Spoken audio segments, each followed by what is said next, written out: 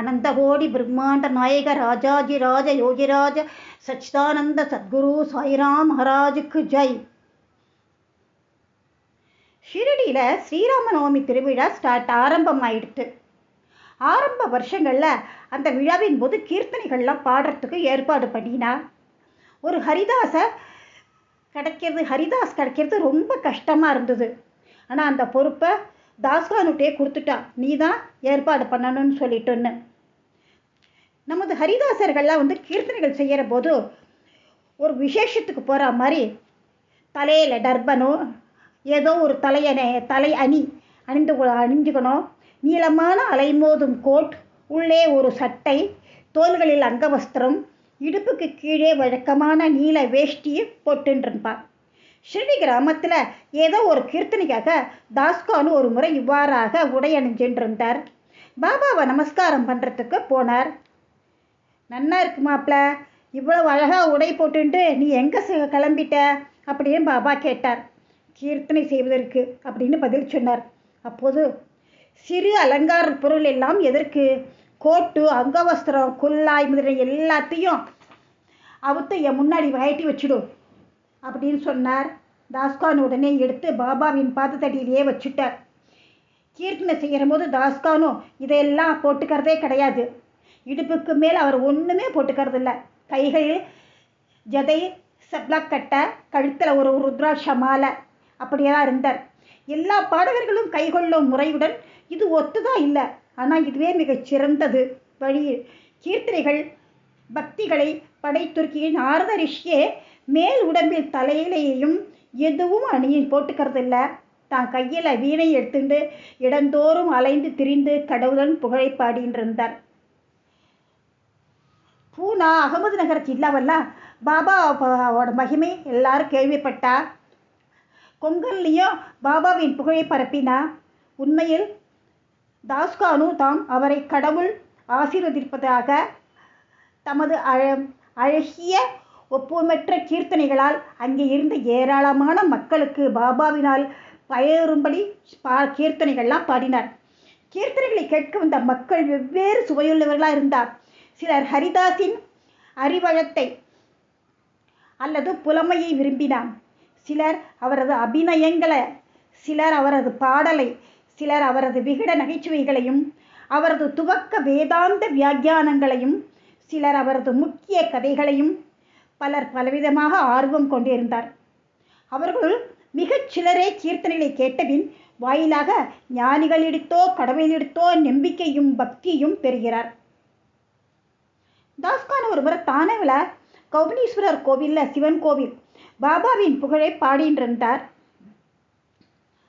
அதை திரு சோல்கர் அப்படிங்கிறவர் சிவில் கோர்ட்டில் தற்காலிக ஊழியராக வேலை பண்ணிட்டு இருந்தார். அவர் கேட்டார். ரொம்ப கவனத்தோடு கேட்டுருந்தார். தாஸ்கானின் கீர்த்தனை அவர் கேட்டு பெரிதும் அப்படியே உருகி போயிட்டார். அங்கேயே அப்பொழுதே மனத்தினால் பாபாவுக்கு வணக்கம் செலுத்தின்றார். பின்வருமாறு கூறினார். பாபா, நான் என் குடும்பத்தை காப்பாற்ற இயலாத ஒரு ஏழை. தங்களது அருளால் நான் இலாக்காவிற்கு தேர்வில் வெற்றி பெற்று நிரந்தர உத்தியோகம் பெற்றால் ஷிரடிக்கு வந்து தங்கள் பாதங்களில் விழுந்து நமஸ்கரிப்பேன் அப்படின்னு வேண்டினார். கல்கண்டையை விநியோகிப்பேன்னு வேண்டினார் திரு சோல்கர்.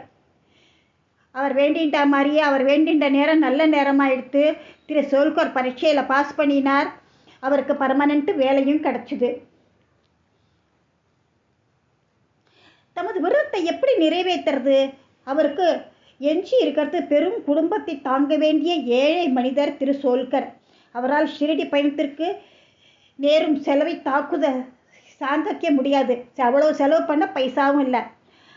தானா ஜில்லாவில் நானே காட்டையோ அல்லது ஹயாத்ரி மலைத்தொடரையோ கூட ஒருவன் எளிதில் கடந்துவிடலாம். உம்ரே காட்டை, அதாவது வீட்டின் தலைவாயிலை ஓர் ஏழை மனிதன் கடப்பது என்பது மிக மிக கஷ்டம்.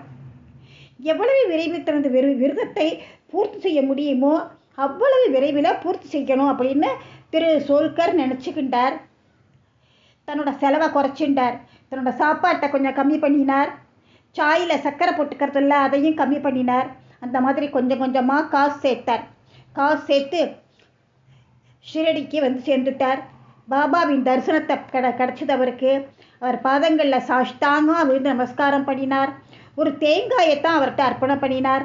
தனது விருதப்படி அந்த கர்ண சக்தியுடன் கற்கண்டை விநியோகித்தார். கற்கண்டி அங்கே இருக்கிறவர்களுக்கெல்லாம் விநியோகம் பண்ணினார். பாபாவிடம் அவரது தரிசனத்தால் நான் மிகவும் மகிழ்ச்சியுற்றதாகவும் அன்றைய தினத்தில் அவரது ஆசைகள் பூர்த்தியாயின என்றும் சொன்னார். தன்னுடைய விருந்து உபசரிப்பவராகிய திரு பாபா சாஹிப் ஜோக்குடன் திரு சோல்கர் மசூதியில் இருந்தார்.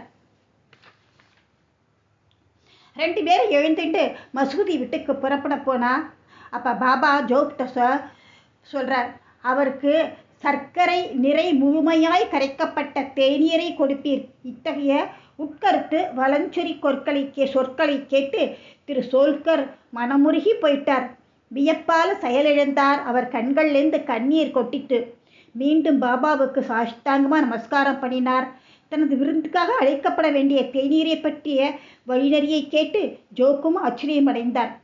தமது சொற்களின் மூலம் சோல்கரின் மனத்தில் நம்பிக்கையும் பக்தியும் தோற்றுவிக்க பாபா விரும்பினார். அவருடைய விருதப்படி தாம் கற்கண்டை பெற்றுக்கொண்டதையும் உணவில் சர்க்கரை பயன்படுத்தக்கூடாது என்ற அவரது ரகசிய தீர்மானத்தையும் தாம் முழுமையாக அறிந்திருப்பதாகவும் அது அங்கனம் இருந்தபடியே பாபா குறிப்பிட்டார். என் முன்னோல் பக்தியுடன் உங்களது கரங்களை நீட்டுவீர்களானால் உடனேயே இரவும் பகலும் உங்களுடன் கூடவே நான் இருப்பேன். இவ்வுடம்பால் நான் இங்கே இருந்தாலோ 7 கடலுக்கு அப்பால் நீங்கள் செய்வதையும் நான் அறிவேன். இந்த பரந்த உலகின் கண் நீங்கள் விரும்பியபடி எங்கு வேண்டுமானாலும் செல்லுங்கள். நான் உங்களுடனேயே இருக்கிறேன். உங்களது இருதயமே எனது இருப்பிடம். நான் உங்களுக்குள்ளேயே இருக்கிறேன். உங்களது இதயத்துக்குள்ளும் அதை போன்றே சகல ஜீவராசிகளின் இருதயங்களிலும் இருக்கும் என்னையே எப்பொழுதும் வணங்குவீர்கள். அடுத்தது 2 பள்ளியை பற்றின கதை. ஒரு முறை பாபா மசூதியில் உட்காந்துட்டு இருந்தார். ஒரு பக்தர் அவர் முன்னாடி உட்காந்துட்டு இருக்கார். அப்போ ஒரு பள்ளி டிக் டிக்னு சத்தம் போட்டது. ஆச்சரியத்தால் அந்த உந்தப்பட்ட அந்த பள்ளியின் இதய துடிப்பு ஏதேனும் பின்விளைவு இருக்குமோ, இது நல்ல அடையாளமா அல்லது தீய சகுனமான்னு அவர் பாபாவை கேட்டார். அப்பள்ளியின் சகோதரி அதனை பார்க்க அவுரங்காபாத்லேருந்து வந்துட்டு இருக்கா, அதனால் அந்த பள்ளி ரொம்ப சந்தோஷமாக இருக்குது என்று சொன்னார் பாபா. பாபா சொல்லுவதன் அர்த்தம் புரியாமல் அவர் மௌனமாய் உட்கார்ந்துருந்தார். அந்த சமயத்தில் அவுரங்காபாத்லேருந்து குதிரையில் ஒரு பெருந்தொகை பாபாவை பார்க்க வந்தார். அவர் மேலே போகணும் தான் நினைச்சார். ஆனாக்க குதிரைக்கு ரொம்ப பசியாக இருந்தது. அது அந்த இடத்த விட்டு நகரதா இல்லை. அதற்கு கொள்ளு தேவைப்பட்டது. கொண்டு வந்து தன்னோட பையை எடுத்தார். தூசியை போகிறதுக்காக தரையில் ஒரு தட்டு தட்டினார். அதுலேருந்து ஒரு பள்ளி விழுந்தது. எல்லார் முன்னிலையும் அது சுவரில் ஏறியது. கேள்வி கேட்ட பக்தரிடம் அந்த பள்ளியை நன்றாக கவனிக்கும்படி கூறினார். அது உடனே தனது பெருமையான நடையுடன் தன் சகோதரியை நோக்கி சென்றது. நீண்ட காலத்திற்கு பின்னர் 2ம் சந்தித்தன. ஒன்றை ஒன்று முத்தம் கொடுத்து கட்டி அணைத்து கொண்டன. சுற்றி சுற்றி ஓடி வந்து அன்பால் நடனமாடின. ஷிரடி எங்கே, அவுரங்காபாத் எங்கே இருக்கிறது? குதிரையிலிருந்த மனிதர் பள்ளியுடன் எங்கனம் அவுரங்காபாத்திலிருந்து வந்தார். 2 சகோதரிகள் சந்திக்கப் போவதை எங்கனம் பாபா முன்னாலேயே தீர்க்க தரிசனம் செய்தார். இதையெல்லாம் உண்மையிலேயே மிகவும் ஆச்சரியமானதான். பாபாவின் எங்கு நிறை பேரறிவையும் அனைத்தையும் உணரும் ஆற்றலையும் மெய்ப்பிக்கிறது. எவரொருவர் இந்த அத்தியாயத்தை பக்தியுடன் படிக்கிறாரோ அல்லது தினமும் கருத்தூன்றி கேட்கிறாரோ சத்குரு பாபாவின் அருளும் அவரது அனைத்து துயர் நிலைகளும் அகற்றப்பட்டுவிடும். ஸ்ரீ சாயை பணிக. அனைவருக்கும் சாந்தி நிலவட்டும். நன்றி, வணக்கம்.